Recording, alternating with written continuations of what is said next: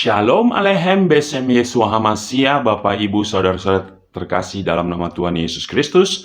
Bertemu kembali dengan Chuginsu Broadcast dan Chuginsu Official Channel. Kali ini saya mau berbagi satu topik yang luar biasa, di mana banyak ajaran yang meyakini bahwa orang mati masih bisa diinjili, atau orang mati masih bisa diberitakan kabar baik atau keselamatan. Sehingga terkesan orang mati masih punya kesempatan untuk diselamatkan. Masih ada ajaran atau gereja yang mengajarkan hal ini. Mereka berkata atau mereka merefer kepada 1 Petrus 3 ayat 19-20 dan 1 Petrus 4 ayat 6. Sebelum lanjut, Bapak Ibu, Saudara-saudari, jangan lupa bantu like, subscribe, dan share kepada teman-teman Bapak Ibu. Dengan meng-subscribe dan share, Bapak Ibu mendukung Chuginsu Broadcast dan Chuginsu Official Channel untuk memberitakan kabar baik. Kita lanjut, benarkah orang mati masih bisa diinjili? Atau benarkah Yesus turun ke dalam kerajaan maut untuk menginjili orang mati? Seperti yang diajarkan oleh gereja tertentu? Maka pada hari ini akan dibahas tuntas oleh seorang Ibu Pendeta Suryani Pantau, seorang doktor, dosen yang mengajar Alkitab. Nah, sebelum beliau menerangkan, saya akan bacakan ayat 1 Petrus 3 ayat 19 dan 20. Ayat 19, dan di dalam roh itu juga ia pergi memberitakan Injil kepada roh-roh yang di dalam penjara, yaitu kepada roh-roh mereka yang dulu pada waktu Nuh tidak taat kepada Allah, ketika Allah tetap menanti dengan sabar waktu Nuh sedang mempersiapkan bahteranya, di mana hanya sedikit, yaitu 8 orang yang diselamatkan oleh air bah itu. 1 Petrus 4 ayat 6, itulah sebabnya maka Injil telah diberitakan juga kepada orang-orang mati, supaya mereka sama seperti semua manusia dihakimi secara badani, tetapi oleh roh dapat hidup menurut kehendak Allah. Jadi, dari dua ayat ini, benarkah ada penginjilan kepada orang mati? Benarkah Yesus menginjil ke neraka? Ini suatu pengajaran yang menyesatkan jika mengatakan bahwa Yesus mengabarkan Injil untuk menyelamatkan orang yang di neraka. Untuk selanjutnya akan dibahas tuntas oleh Dr. Suryani Pantau. Mari kita menyimaknya. Nah, hari ini saudara, kita akan belajar bersama-sama mengenai tema Yesus turun menginjili orang mati. Betulkah itu? Saudara yang kekasih, mari kita membuka Alkitab kita dari 1 Petrus pasal yang ke-18 dan sampai 19 ya. Mari kita membuka Alkitab kita dari 1 Petrus pasal 3 ayat 18 dan 19. Saya akan bacakan buat saudara. Sebab juga Kristus telah mati sekali untuk segala dosa kita. Ia yang benar untuk orang-orang yang tidak benar, supaya ia membawa kita kepada Allah. Ia yang telah dibunuh dalam keadaannya sebagai manusia, tetapi yang telah dibangkitkan menurut roh. Dan di dalam roh itu juga ia pergi memberitakan Injil kepada roh-roh yang di dalam penjara. Nah, saudara, alasan mengapa saya mengangkat tema ini, yaitu supaya kita belajar dan membahas bersama-sama dari ayat ini. Karena ada memang beberapa pendapat bahwa Tuhan Yesus ketika dia mati, kemudian dia turun ke alam maut, ya, kemudian pergi untuk menginjili atau memberitakan Injil kepada orang-orang yang mati, yang sudah mati di tempat penantian, ya. Nah, kita lihat di sini bahkan beberapa tahun yang lalu ya, saya ingat bahkan saya pernah baca buku ya, bahwa ada satu aliran bagaimana mereka berusaha menginjili arwah-arwah yang sudah mati yang belum bertobat. Diinjili supaya arwah-arwah itu bertobat ya.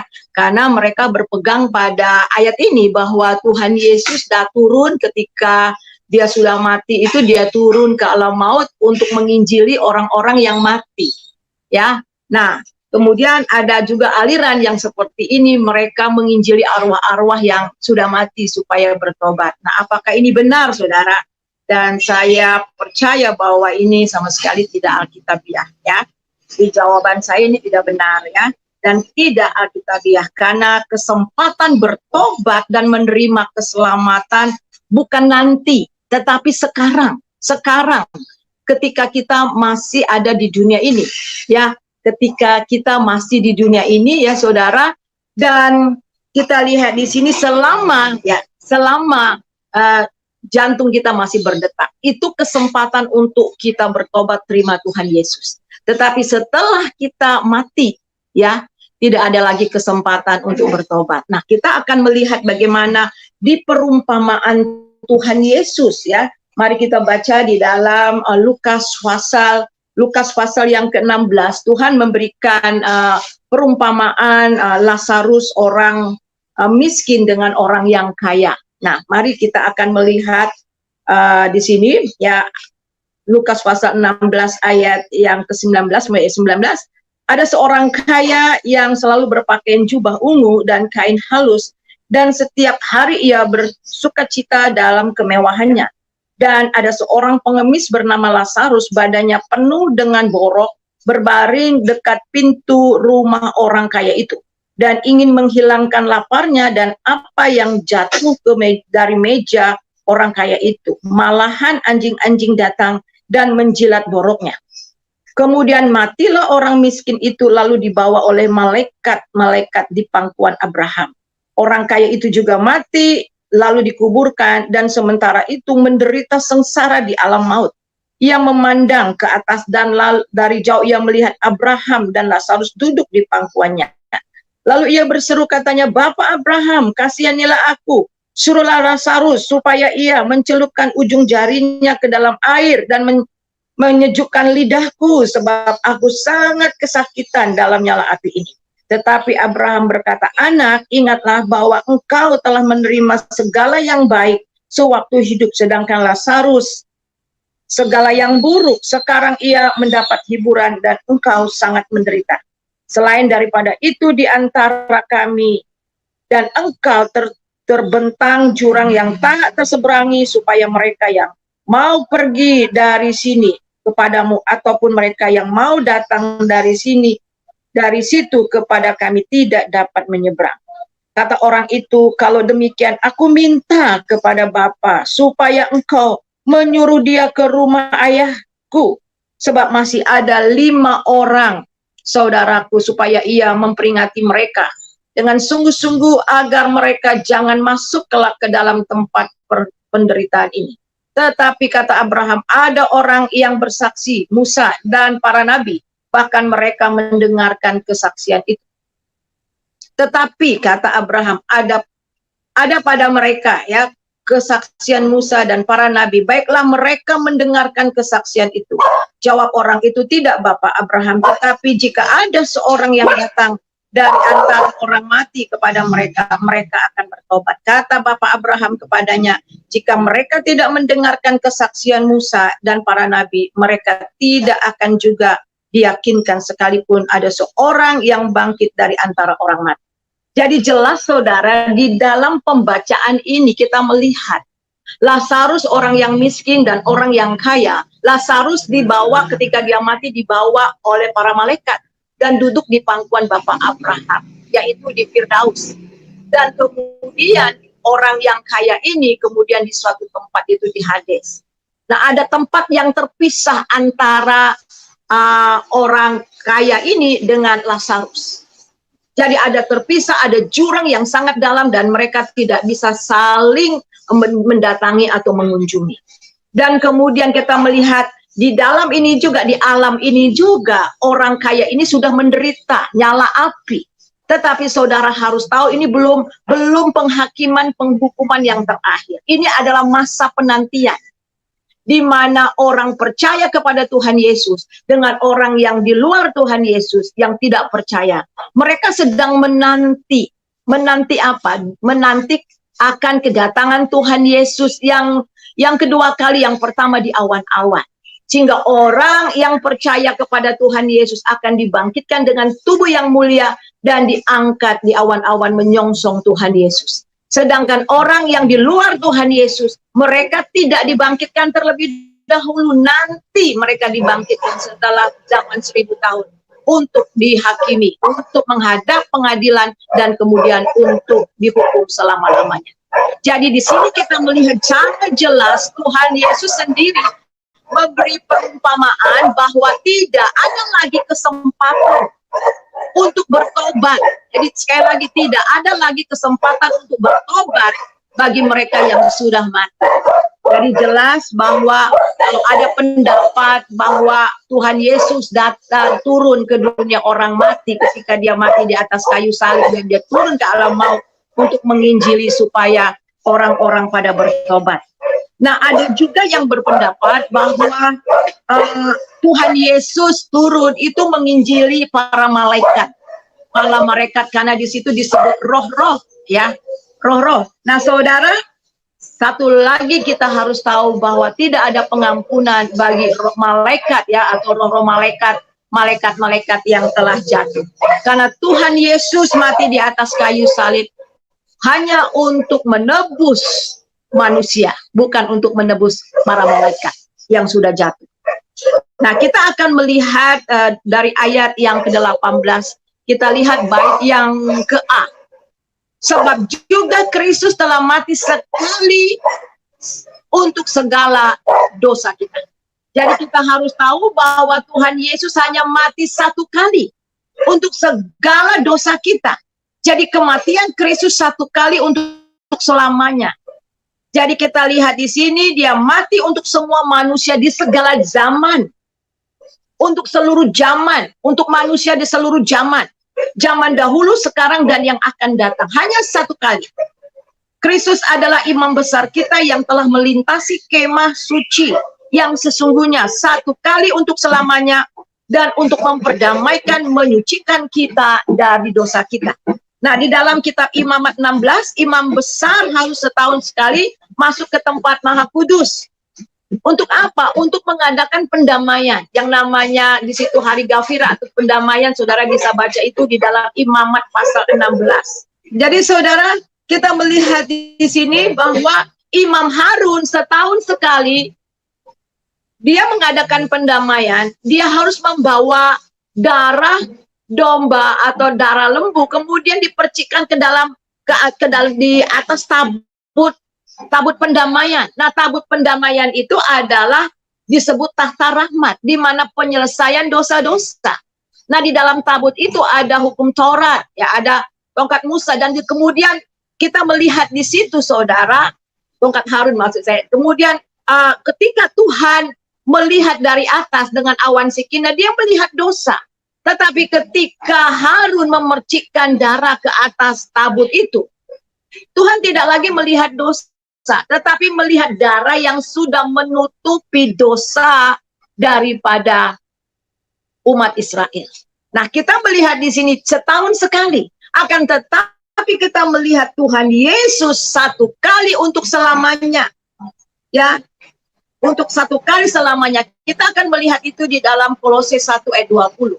Dan oleh dialah ia memperdamaikan segala sesuatu dengan dirinya, baik yang ada di bumi maupun yang ada di sorga, sesudah ia mengadakan pendamaian oleh darahnya. Jadi Yesus sendiri itu adalah imam besar kita, yang memperdamaikan segala sesuatu dalam dirinya, baik di bumi maupun di sorga. Kemudian di dalam Ibrani 9 ayat 11-13, tetapi Kristus telah datang sebagai imam besar untuk hal-hal yang baik yang akan datang. Ia telah melintasi kemah yang lebih besar dan yang lebih sempurna, yang bukan dibuat oleh tangan manusia, artinya yang tidak termasuk ciptaan ini. Dan ia telah masuk satu kali untuk selama-lamanya ke dalam tempat yang kudus, bukan dengan membawa darah domba dan darah domba jantan dan darah anak lembu, tetapi dengan membawa dirinya, darahnya, dan dengan itu ia telah mendapat kelepasan kekal. Sebab jika darah domba dan darah lembu jantan dan percikan abu lembu muda menguduskan mereka yang najis, sehingga mereka disucikan secara lahiriah. Betapa lebihnya darah Kristus yang oleh Roh yang kekal telah mempersembahkan dirinya sendiri kepada Allah sebagai persembahan yang kekal yang tak bercacat, akan menyucikan hati nurani kita dari perbuatan-perbuatan yang sia-sia, supaya kita dapat beribadah kepada Allah yang hidup. Jadi jelas saudara di sini bahwa Tuhan Yesus itulah imam besar. Jadi apa yang digambarkan di dalam perjanjian lama itu menunjukkan kepada Yesus, dan Yesus telah melintasi kemah yang lebih sempurna. Tidak membawa darah domba jantan atau lembu jantan, anak lembu jantan, tetapi membawa dirinya sendiri, membawa darahnya sendiri, supaya dengan darah itu dapat menyucikan kita secara lahiriah. Dan juga saudara, kalau demikian lebih-lebih lagi, kalau darah domba, darah lembu jantan yang dulu bisa menyucikan secara lahiriah, betapa darah Yesus menyucikan hati nurani kita dari perbuatan yang sia-sia, sehingga kita dapat beribadah kepada Allah. Jadi di sini kita melihat dalam perjanjian lama dosa manusia hanya ditutupi. Jadi ketika Imam Harun memercikkan darah di atas tabut perjanjian itu, Tuhan tidak lagi melihat dosa, tetapi melihat darah yang sudah menutupi dosa bangsa Israel. Akan tetapi sekarang oleh darah Yesus yang telah tercurah di atas kayu salib, dosa bukan hanya ditutupi, diselubungi, itu gafirat ditutupi, tetapi darah Yesus telah menghapus semua dosa kita. Kita dapat lihat itu di Ibrani 9 ayat 29, ayat 26b, dan ayat 27 demikian bunyinya. Tetapi sekarang hanya satu kali saja, Yesus hanya satu kali saja menyatakan dirinya pada akhir zaman untuk menghapus, perhatikan, untuk menghapus dosa oleh korbannya. Wah, luar biasa. Jadi dosa-dosa kita yang sudah kita akui, yang sudah diselesaikan di atas kayu salib, sudah dihapus. Semua hutang-hutang dosa kita sudah dihapus dan tidak diingat-ingat lagi. Alkitab mengatakan seperti jauh timur dari barat, demikian dosa-dosa pelanggaran kita dibuang. Apakah barat dan timur bisa ketemu? Tidak bisa ketemu. Alkitab juga mengatakan bahwa dia tidak lagi mengingat-ingat dosa kita. Nah, itu dikerjakan Tuhan di atas kayu salib. Dan sama seperti manusia ditetapkan untuk mati hanya satu kali saja, dan sesudah itu dihakimi. Jadi dari ayat ini jelas bahwa keselamatan, penyucian dosa ini terjadi ketika kita masih hidup sekarang ini, ketika kita masih bernafas secara fisik, ketika kita masih ada di dunia ini, bukan nanti setelah kita mati. Nah, setelah mati kita akan dihakimi, sama seperti manusia ditetapkan untuk mati hanya satu kali saja, sesudah itu dihakimi. Jadi setelah mati akan menghadap penghakiman. Itu artinya setelah kematian tidak akan ada lagi pertobatan. Yang ada itu adalah penyesalan yang sangat mendalam. Sama seperti orang kaya itu menyesal, tetapi tidak dapat lagi berbuat apa-apa. Karena pertobatan hanya saat di dunia. Kesempatan untuk diperdamaikan dengan Allah dan diselamatkan serta dimerdekakan dari belenggu dosa hanya ketika kita masih hidup di dunia. Setelah kematian tidak ada lagi. Pertobatan yang ada di sana adalah, kita lihat, tidak ada lagi. Jadi jelas ya, jadi hanya penyesalan. Jadi pertobatan hanya ada di sini, bukan di sana. Selama kita masih hidup. Tetapi jika kita masih hidup dan sampai nafas kita berhembus, tidak ada lagi. Pintu sudah tertutup. Sama seperti gadis-gadis yang bodoh. Ketika mereka cari minyak, ketika mereka sampai, gadis-gadis yang bijaksana itu, yang bijak sudah masuk ke tempat perjamuan. Mereka ketok-ketok, tetapi semuanya sudah tertutup, sudah terlambat. Sebab itu, selama kita masih hidup di dunia ini, mari kita cari Tuhan Yesus. Terbuka hati kita untuk kebenaran, supaya kita selamat dan tidak menyesal selamanya. Nah, kita melihat kalimat yang berikutnya dari 1 Petrus 3 ayat 18b, kalimat yang berikutnya. Ia yang benar untuk orang-orang yang tidak benar, supaya ia membawa kita kepada Allah. Jadi ketika Tuhan Yesus mati di atas kayu salib, sifat kematiannya itu adalah sifat pengganti atau substitution, dan juga bersifat menanggung. Sebab itulah mengapa ia harus datang di dalam daging, agar lewat dagingnya di atas kayu salib, semua dosa manusia dan pelanggaran kita di atas kayu salib ditimpakan di atas daging Yesus. Nah, di Alkitab mengatakan sebab apa yang tidak mungkin dilakukan hukum Taurat karena tidak berdaya oleh daging, telah dilakukan oleh Allah dengan jalan mengutus anaknya sendiri dalam daging, yang serupa dengan daging, yang dikuasai dosa karena dosa. Ia telah menjatuhkan hukuman dosa di dalam daging. Sebab itulah Yesus harus menjadi daging, supaya di atas daging Yesus semua pelanggaran kita, semua dosa kita, bukan hanya dosa sekarang, dulu, di zaman dulu juga dan sekarang, kita lihat yang percaya, yang beriman kepada Dia, kita diselamatkan. Jadi Dia mengambil kedudukan kita sebagai orang berdosa, supaya kita menjadi benar, dan Dia yang benar menjadi berdosa untuk kita, supaya kita yang berdosa dibenarkan. Wah, luar biasa. Jadi kita mengganti, Dia menggantikan kita. Apa yang kita tidak mampu lakukan hukum Taurat, dikerjakan Tuhan Yesus untuk kita. Nah, kita melihat Dia yang tidak mengenal dosa telah dibuatnya menjadi berdosa karena kita, supaya di dalam Dia kita dibenarkan oleh Allah. 2 Korintus 5 ayat 21. Jadi saudara, ketika Yesus mati di atas kayu salib, semua dosa-dosa kita ditimpakan di atas Tuhan Yesus. Wah, luar biasa. Benar-benar semua dosa kita ditimpakan di atas Tuhan Yesus. Supaya apa? Supaya kita dibenarkan. Nah, kita dibenarkan oleh iman kepada Yesus dan oleh darahnya. Nah, sekarang kita melihat ada pertanyaan, bagaimana orang-orang yang ada di dalam perjanjian lama ketika Tuhan Yesus belum datang, ketika Tuhan Yesus belum lahir, dan darahnya belum tercurah di atas Kalvari. Apakah mereka diselamatkan juga? Karena darah Yesus belum tercurah. Iya, mereka diselamatkan. Mereka diselamatkan karena iman. Jadi kita lihat semua prinsip penebusan itu sudah dikerjakan oleh mereka. Yang tadi di Imamat pasal 16. Setiap tahun mereka mengadakan hari Ghafirat, hari pendamaian. Bahkan di hari-hari yang lain. Untuk apa, saudara? Untuk mereka melakukan itu dengan satu prinsip dalam hati mereka. Mereka beriman. Ketika mereka melakukan ritual-ritual ini menggambarkan tentang Sang Juru Selamat yang akan datang. Mereka beriman akan semua ini. Mereka percaya akan ada Mesias akan datang untuk menyelamatkan mereka. Dan dengan iman inilah mereka diselamatkan. Dengan iman inilah mereka ditebus.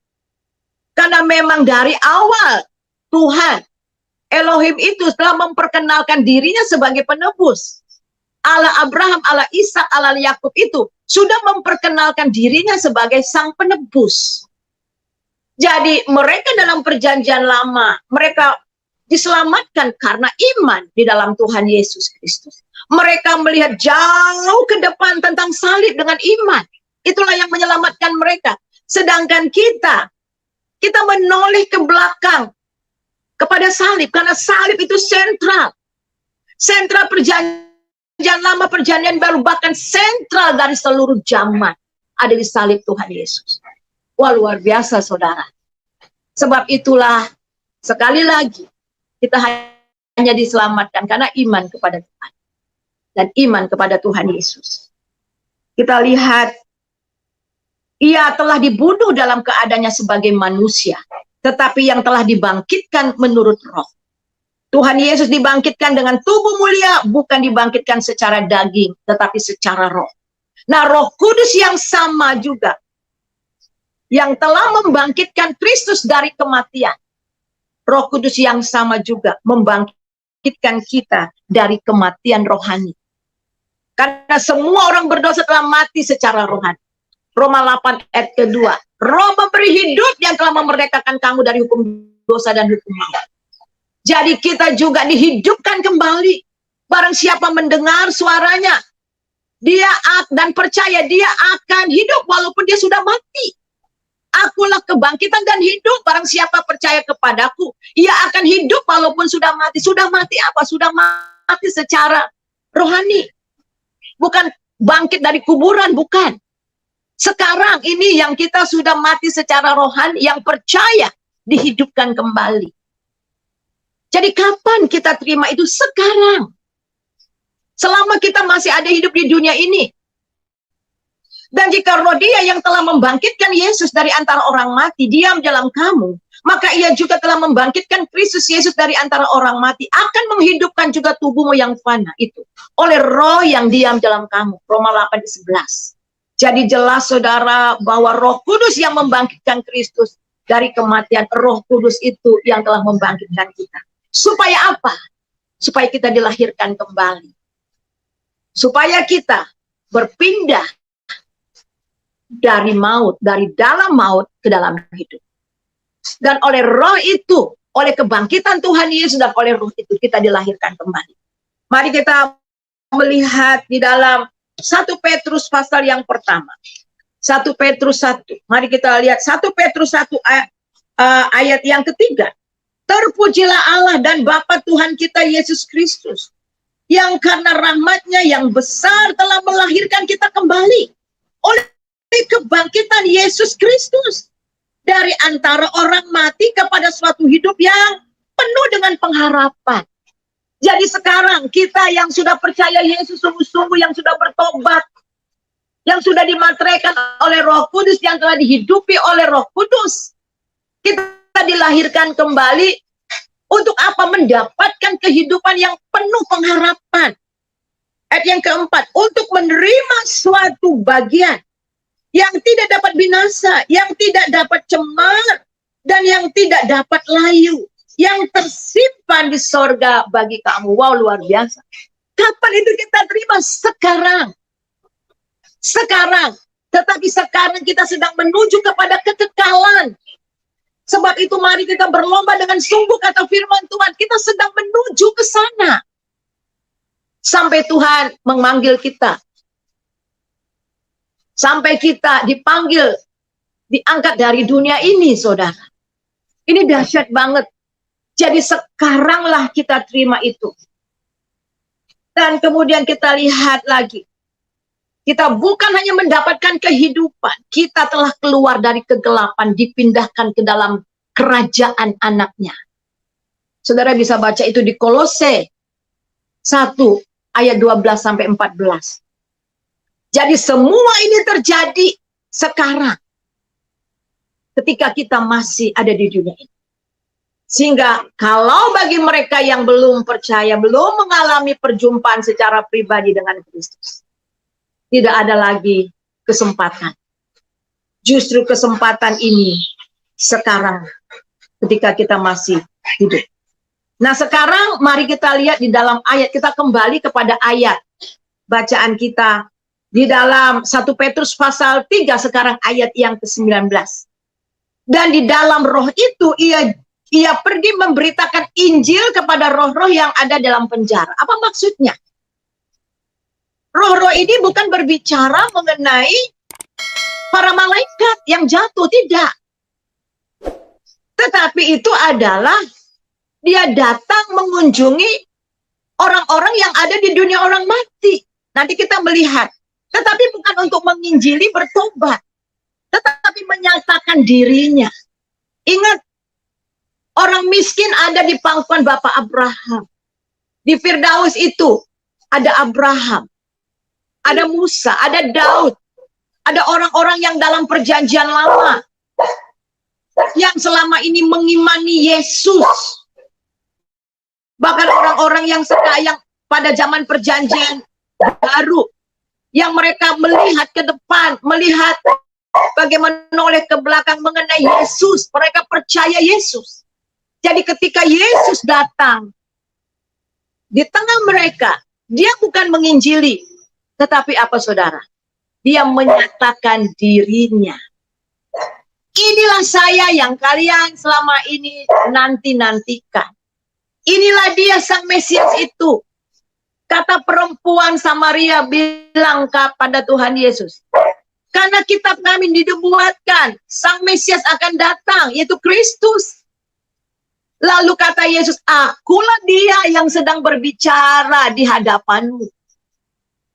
Jadi dia menunjukkan, inilah aku, inilah dia, akulah dia yang selama ini kamu nanti-nantikan. Ini adalah konfirmasi. Sehingga saudara, darah Yesus yang telah tercurah itu semua membasuh dosa-dosa zaman dulu, zaman sekarang, dan yang akan datang. Bagi mereka yang percaya kepada dia. Jadi ini jelas saudara. Kita dapat lihat itu di dalam ayat, kita baca di dalam ayat yang ke-20-nya. Jadi 1 Petrus pasal yang ketiga. 1 Petrus pasal yang ketiga ayat yang ke-20. Saya baca 19 dan ayat yang ke-20. Di dalam roh ia juga pergi memberitakan Injil kepada roh-roh yang di dalam penjara. Yaitu kepada roh-roh mereka yang dahulu pada masa Nuh tidak taat kepada Allah. Ketika Allah tetap menanti dengan sabar waktu Nuh sedang mempersiapkan Batra, di mana hanya sedikit, yaitu 8 orang yang diselamatkan oleh air bah itu. Dia menunjukkan kepada orang-orang yang menolak dia, ini aku yang kamu tolak, bukan menginjili mereka yang menolak dia. Dan inilah yang saya katakan penyesalan tiada hentinya, karena mereka telah menolak Tuhan. Dan Yesus juga menyatakan kepada orang-orang yang selamat dengan Nuh dan keluarganya, dan juga orang-orang yang beriman, yang selamat pada Abraham dan sebagainya, inilah aku yang kamu nanti-nantikan itu. Jadi saudara, kita melihat bahwa ini menunjukkan semuanya bahwa dia itu adalah Allah yang adil. Di masa kesabaran, salib Tuhan Yesus, semua dosa-dosa masa lampau ditimpakan di atasnya. Jadi selesai. Tetelestai. Jadi artinya adalah semua selesai. Baik dosa lampau, sekarang dan yang akan datang. Seluruh zaman. Dia mati satu kali untuk seluruh zaman, untuk seluruh manusia di setiap zaman. Bagi mereka yang percaya jelas, ya, dan bertobat menerima dia sebagai Tuhan dan Juru Selamat. Sebagai penutup, saya mau baca Roma pasal yang kita baca di dalam ayat yang mulai dari ayat 24. Ayat 23. Karena semua orang telah berbuat dosa dan telah kehilangan kemuliaan Allah. Dan oleh kasih karunia telah dibenarkan dengan cuma-cuma karena penebusan dalam Kristus Yesus. Kristus telah ditentukan Allah menjadi jalan pendamaian karena iman dalam darahnya. Hal ini dibuatnya untuk menunjukkan keadilannya, karena ia telah membiarkan dosa-dosa yang telah terjadi dahulu pada masa kesabarannya. Maksudnya ialah untuk menunjukkan keadilannya pada masa ini, supaya nyata bahwa ia benar dan ia membenarkan orang-orang yang percaya kepada Yesus. Jadi iman di dalam darah Yesus. Dan ayat 25, dia ditentukan menjadi jalan pendamai. Artinya satu-satunya jalan menuju pendamaian itu yang telah ditentukan Allah hanya di dalam Yesus, di luar dia tidak. Itu jelas. Dan kemudian di sini dikatakan karena dalam darahnya, hal ini dibuatnya untuk menunjukkan keadilan pada masa kesabarannya, di mana dia membiarkan dosa-dosa. Jadi saudara, disalib dosa-dosa dalam perjanjian lama, dosa-dosa amarah murka Allah yang menyala-nyala atas dosa perjanjian lama itu. Orang-orang dalam perjanjian lama dipending, saudara. Dan ketika Yesus disalib, murka itu ditimpakan ke atas Tuhan Yesus. Dia meminum cawan murka itu, ditimpakan sepenuhnya di atas Tuhan Yesus. Bukan hanya murka, dosa zaman lampau, tapi zaman sekarang dan selamanya. Dan kemudian kita lihat di dalam ayat 26, di sini dikatakan, maksudnya ialah untuk menunjukkan keadilannya. Adil, Tuhan adil dalam menghukum dosa, tetapi juga kasih. Kalau hanya keadilan, ya dia tidak akan datang ke dunia. Semua orang sudah mati. Karena dia adil dan kudus, semua orang jatuh dalam murka Allah. Tetapi karena kasih, dan dia adil. Dia menghukum dosa di dalam dirinya sendiri, di dalam anaknya. Supaya keadilan Allah nyata dalam dia menghukum dosa. Dan kemudian kasih Allah dinyatakan. Supaya orang yang percaya kepadanya, di sini dikatakan, ia membenarkan kita bagi mereka yang percaya. Supaya kita yang percaya kepadanya, kita dibenarkan oleh Allah di dalam Yesus. Dan bukan hanya itu, saudara. Kita dipulihkan hubungan kita. Kita dipulihkan hubungan kita sehingga ada damai sejahtera. Roma pasal yang kelima ayat pertama. Orang yang dibenarkan. Karena iman kita dibenarkan. Karena iman itu kita hidup dalam damai sejahtera dengan Allah. Roma 5 ayat pertama. Dan kasih Allah dicurahkan ke dalam hati kita oleh Roh Kudus. Inilah kebenaran firman Tuhan, saudara.